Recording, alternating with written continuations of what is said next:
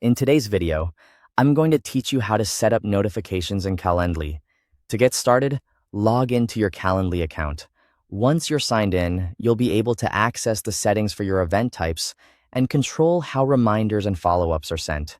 This is especially useful if you want to keep invitees informed and reduce missed meetings.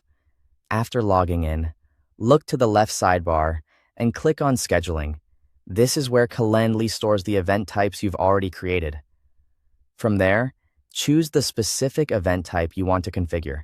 It's important to select the correct event because notification settings are managed individually, so changes you make here will apply only to that event type. Once you've opened the event type, move over to the right panel and open the Notifications and Workflow section. This area contains the communication settings related to reminders, follow-ups, and other automated messages. Under Basic Notifications, find the notification you want to enable. The available options may include email reminders, text reminders, and email follow-up messages. Email reminders can help attendees remember their scheduled time.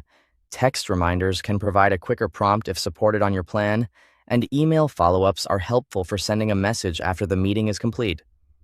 If you notice that the toggle for a notification is unavailable, that usually means your current Calendly plan does not support notifications and workflows for that feature.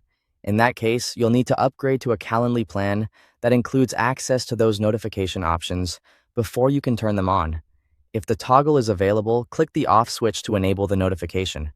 After turning it on, take a moment to configure the timing and settings. This is where you decide when the reminder or follow-up should be sent and how it should function. Be careful to review these details so the notification reaches people at the most appropriate time. If you want to enable more than one type of notification, repeat the same process for each additional option you'd like to use.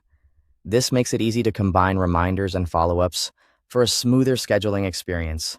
When everything looks good, click Save Changes.